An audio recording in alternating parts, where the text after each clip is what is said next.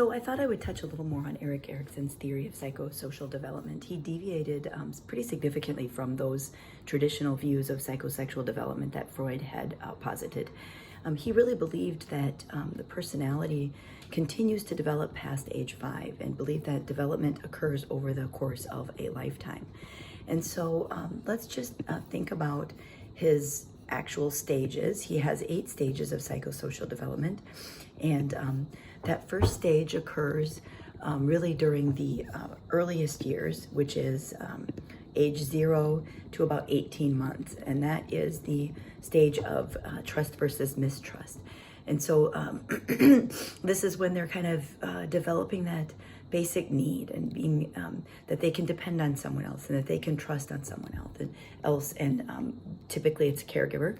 And so this is that stage where they're learning to feel secure and safe in the world.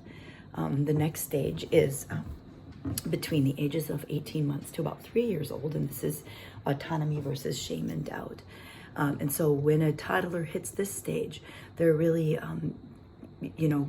trying to assert their independence from their parent and realize that they can start to do things on their own outside of being so dependent and trusting everything to be their parents doing it for them.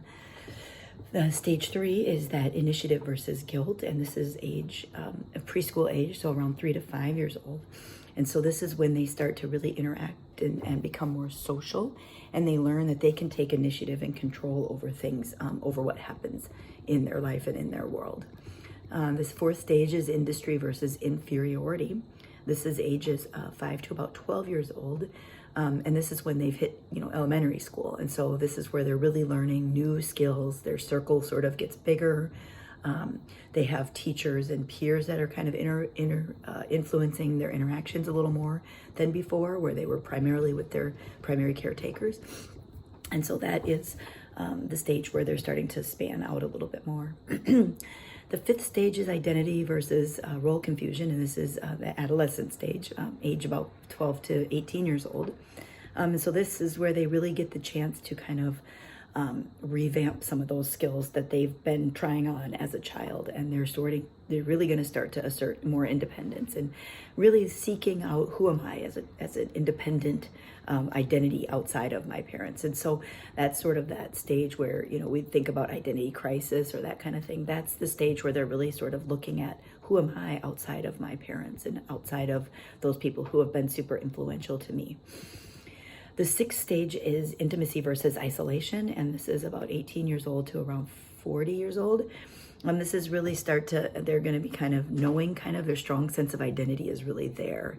And this is where they're investing more of a commitment toward others and building those more long-term kind of solid relationships with someone else. The 7th stage is generativity versus stagnation.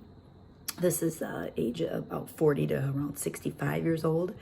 This is really that stage where they're starting to have more of a need to give back and give to others. So they've really raised their kids, they've got their career solid, and so now they're kind of thinking about a larger picture of society as a whole and how could they better kind of the bigger picture and be part of that process. Finally, the 8th stage is that integrity versus despair, and this is anyone over 65 years old. And so this is the stage of more reflection, and when the things start to slow down a little and they start to look over the course of their life and kind of assess what they've achieved and their accomplishments and what they've done to kind of really achieve that genuine satisfaction. So those are Erikson's stages. He's been very influential in psychology and in the ideas of personality development.